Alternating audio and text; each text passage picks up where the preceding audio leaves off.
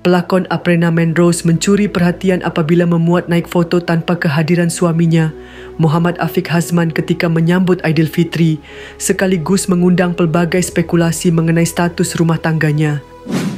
Guys, jom subscribe Drama Tu bagi yang belum subscribe untuk lebih banyak infotainment dan informasi.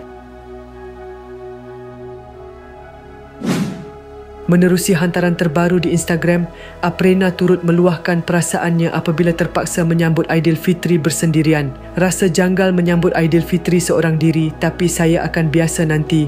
InsyaAllah. Maaf lambat sikit, raya dulu baru kamu semua. Selamat Hari Raya, maaf zahir dan batin semua, tulisnya.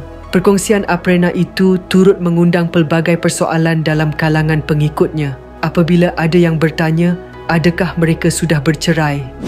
Tinjauan di Instagram mendapati Aprena tidak lagi mengikuti akaun IG suaminya itu. Sementara itu, mengutip laporan harian Metro, cubaan portal berita itu menghubungi Aprena bagi mendapatkan komen mengenai status rumah tangganya tidak berjaya apabila dia tidak menjawab panggilan telefon dan membalas mesej WhatsApp.